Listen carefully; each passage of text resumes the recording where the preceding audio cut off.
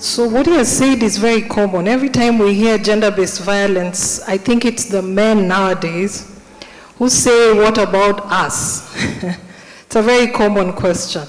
So I know we're here and we're hearing gender-based violence and then wondering, why are we talking about that in a business forum?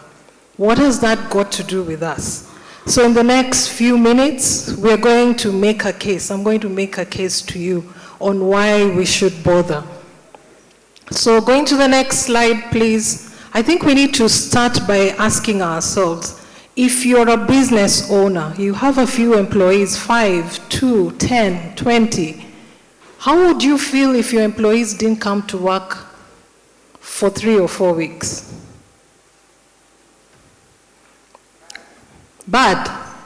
That's the worst case scenario. Bad. How are you feeling? Worried. Overwhelmed. Overwhelmed because there's orders that need to go out. There's clients that they've connected with. Yeah, so it's not something that we are looking forward to. And we know businesses always start with people, especially when it's a small business. Next slide, please. I need for us to go a bit faster.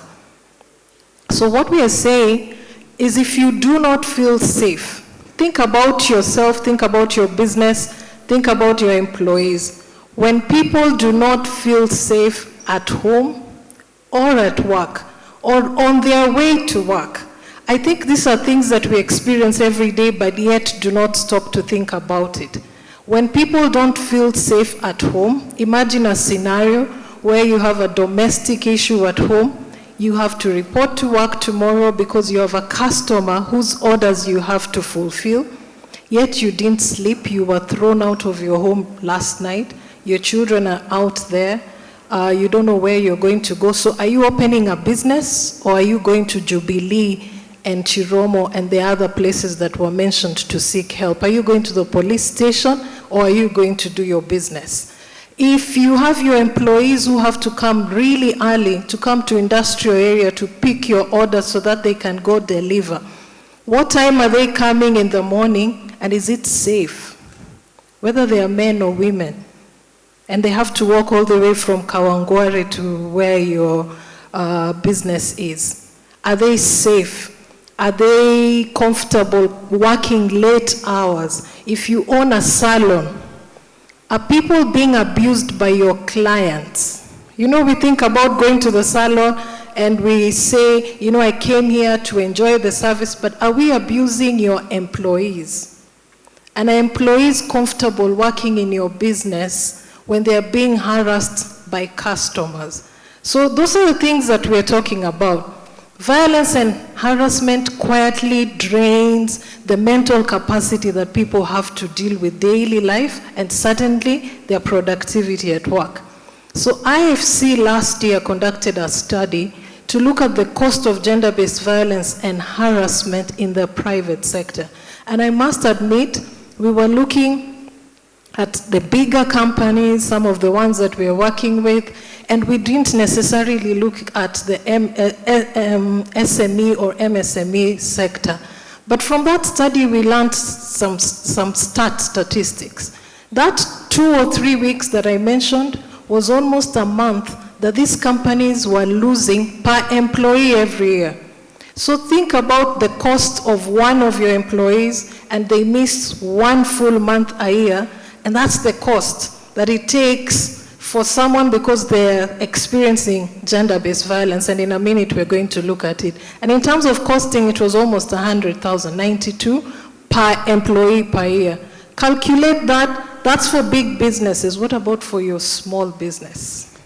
For big businesses, maybe that 92 is not a lot, but for your small business, that's a lot.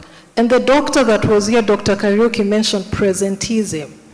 What's presenteeism? It's coming to work, and yet your mind is somewhere else.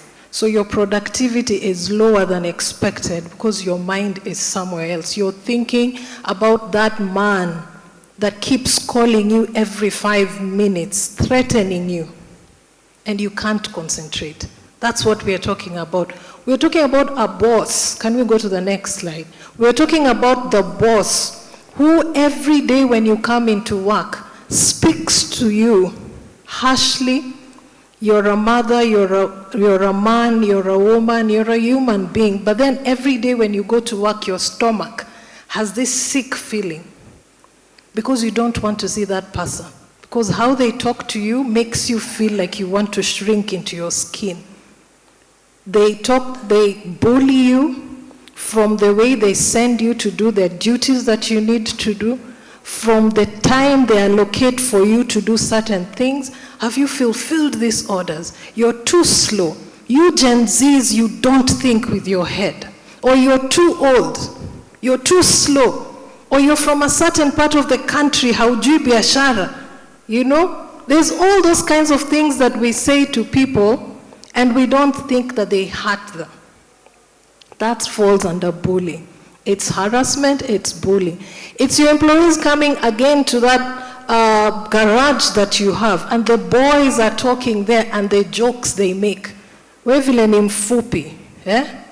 We know hata nyumbani when you speak, nobody listens to you, unafikiri utatuongelesha hapa. Unajua hii ndio tabia ya watu wafupi. And you're making jokes and you're thinking, it's just a joke, because Kenyans, we are a nation that jokes, right? We have all these jokes online, and we think they're funny. But sometimes people go home thinking about those things and saying, am I not an individual? Am I not a human like everybody else? So that's what we are talking about when we talk about gender-based violence here. It does not discriminate whether you're a man or a woman. It does not discriminate whether you're a business owner or the employee. Even the business owner can be harassed by, can we go back? Can be harassed by the people that they work with. So can we please go back? So we're talking about physical violence where you can be attacked by customers, you can be attacked by your own employees, you can be attacked by the supplier as you go to pick your things. Can we please go back? We're talking about verbal abuse, which I've just mentioned, and we're also talking about sexual harassment, which is a scourge in this country. Super, I don't know what the word is, but then let me not say, and then you can sort of guess my age. I don't know what words you're using these days, but those sort of words that make people uncomfortable, that's what we're talking about, and we've normalized and we think it's normal. It's online and digital harassment. How many of you have IG accounts that you sell your products through? And sometimes it takes a lot to be vulnerable and put your face out there on that account. But how many of you are getting harassment through those accounts? People tell you things, they come after your family, they come after your body and how you look, and they comment on all of those things, and you don't sleep, and we laugh as Kenyans and we say, this person, But it has something, it has an effect on that person that we are talking about. Can we move on to the next slide now?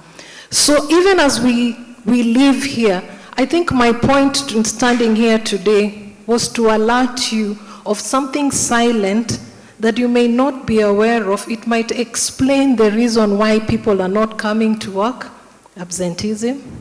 That employee, that person, your partner, they keep saying they're not meeting their deadlines. That order that you gave and people are not meeting, it might explain why they come to work and don't do anything. Tardiness is lateness.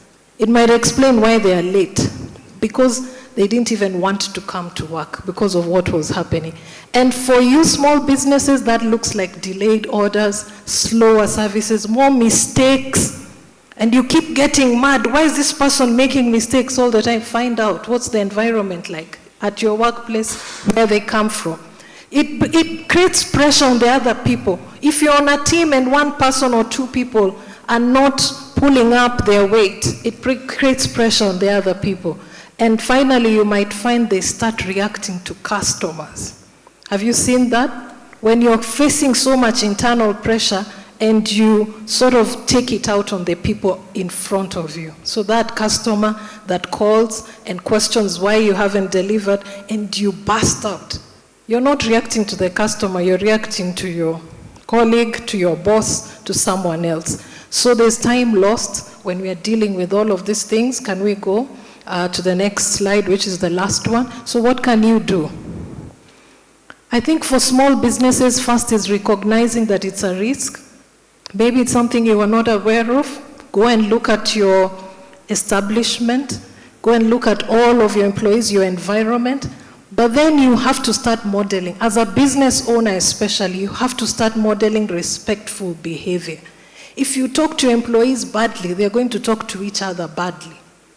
If you're the one sexually harassing your customers, your employees, your teams, what's going to happen in that environment? So you have to start creating an environment of trust by modeling it, and then you have to find a way of dealing with issues when they come up. So the fact that you're a small business does not mean you can't come up and say, if you come to work with me, whether we're a team of 5 or 20 or 30, these are the principles that we abide with in my operation.